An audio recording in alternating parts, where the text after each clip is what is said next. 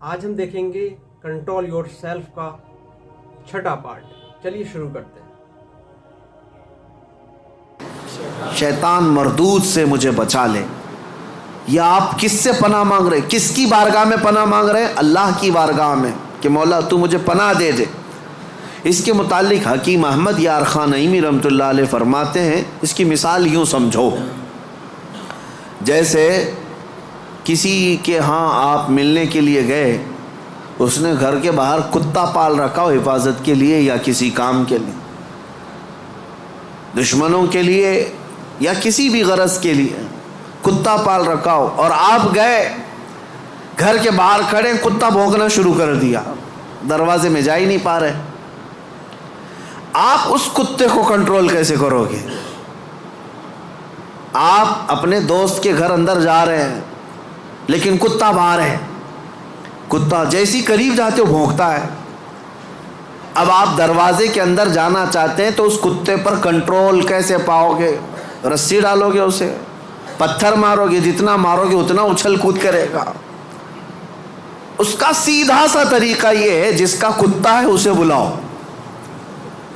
حکیم احمد یار خان نعیمی رحمۃ اللہ علیہ فرماتے اسی کو پکارو، بھائی ذرا باہر تو آ جاؤ. اور وہ جب آئے گا، مالک کو کتا اچھی طرح پہچانتا ہے، وہ اس کو کنٹرول میں کر دے گا. اس کو تھوڑا سا اپنی آواز میں ہٹا دے، سائڈ میں کتا ہٹ جائے گا، دروازہ کھلا ہے آ جاؤ. دوست اپنے دوست سے ملاقات کر لے گا، لیکن اس بیچ والے کتے کے کنٹرولنگ کے لیے کتے کے مالک کو ہی پکارنا ہوگا. اسی لیے حکیم احمد یار خان نعیمی رحمۃ اللہ علیہ فرماتے ہیں، نفس ایک کتا ہے جو تمہیں تمہارے رب کے دروازے پر جانے سے پہلے بھونکتا ہے، دروازے میں کھڑا ہو جاتا ہے، نہیں جانا مسجد، نہیں جانا اس ذکر پر، نہیں جانا ان محافل میں. اس کتے پر کنٹرولنگ کیسے حاصل ہوگا؟ فرمایا گیا اسی لیے تم اس کتے کے مالک رب ذوالجلال کو ہی پکارو. پیدا تو اسی نے کیا ہے، رب تبارک و تعالیٰ نے پیدا کیا ہے، اور وہی تمہیں اس پر قبضہ بھی دے گا. اسی کے متعلق فرمایا گیا، اللہ نے پہلے ہی قرآن پڑھنے سے پہلے حکم کیا دیا، یہ پڑھو اعوذ باللہ من الشیطان الرجیم، میں اللہ کی پناہ مانگتا ہوں شیطان مردود سے. آج ہم اسی لیے اس مسجد میں آئے بھی ہیں. میں نے نفس کے متعلق جو باتیں ذکر کی، یقیناً نفس نے بہتوں کو اندھا کر دیا، بہتوں کو برباد کیا، بہتوں کو گمراہ کیا، کئی کو کافر کیا. جو کفار و مشرکین ہیں نا، وہ صرف نفس کی سنتے ہیں، اگر حقیقت میں وہ تمام مشاہد اور مناظر میرے رب ذوالجلال کی قدرت کے نفس کو چھوڑ کر کے دیکھتے تو ایمان ضرور لاتے، ایمان ضرور لاتے. وہ نفس کی پیروی کر رہے ہیں اور نفس کی خواہشات لوگوں کو کافر بنائے رکھی ہے، وہ نہیں آ پاتے اس طرف. اب میں بات کو سمیٹتے ہوئے اس بارگاہ میں لے چلتا ہوں جس مصطفیٰ کریم نے نفس سے بچنے کے لیے اپنے صحابہ کی تربیت کیسے کی تھی. یقیناً وہ ماحول کو ہم دیکھتے ہیں، روح تڑپ جاتی ہے. سیدنا ابو بکر صدیق رضی اللہ تعالیٰ، اللہ اکبر، وقت کے خلیفہ ہیں، حضور پاک صلی اللہ علیہ وسلم کے بعد خلافت کے تخت پر، لیکن اپنے نفس کے خلاف کرنے کے لیے، خواہشات کے خلاف جانے کے لیے، کھانے پر کنٹرول، سونے پر کنٹرول، ہر چیز پر کنٹرول. اتنی غربت کا ماحول تھا کہ سارے صحابہ نے بیٹھ کر کے مشورہ کیا کہ خلیفہ کا کوئی وظیفہ جاری کریں، تنخواہ، ورنہ وہ بھوکے رہ جائیں گے.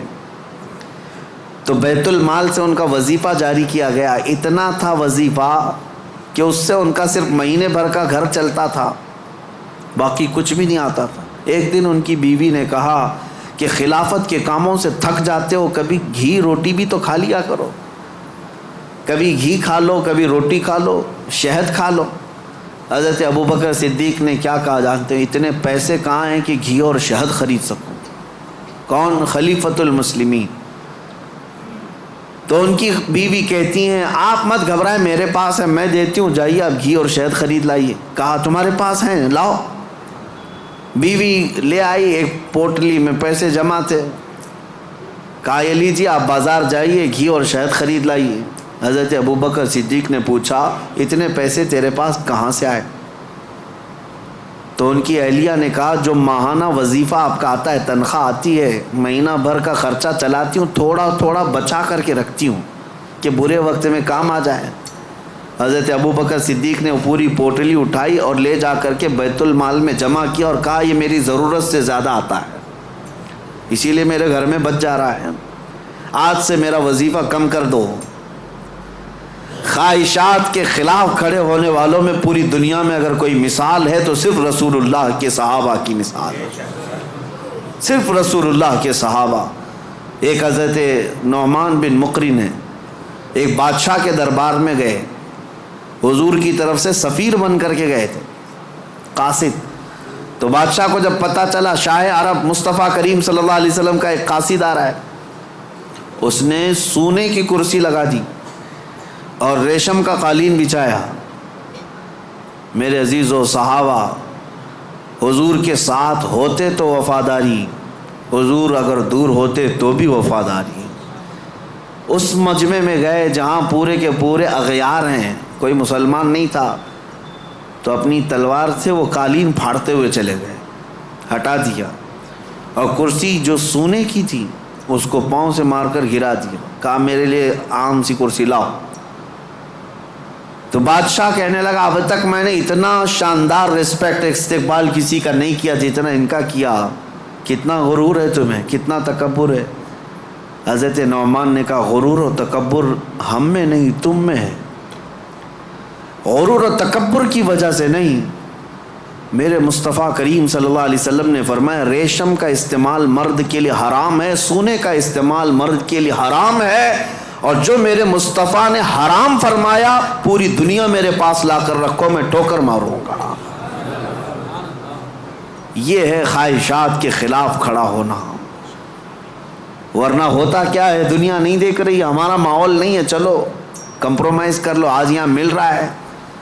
کچھ لوگ تو یہی سوچ کر کے ایسی محفلوں میں جا کر بیٹھتے ہیں جن محفلوں میں بیٹھنا ایک غلام رسول کو کبھی زیب نہیں دیتا۔ شرابیوں کی محفل میں بیٹھ گئے، کبابیوں کی محفل میں بیٹھ گئے، تمہارا کام نہ اصلاح کا ہے نہ تبلیغ کا ہے، پھر بھی جا کر کے ایسوں کے درمیان بیٹھ گئے، کیوں؟ کوئی دیکھ تھوڑی نہ رہا ہے، کوئی دیکھ تھوڑی نہ رہا ہے۔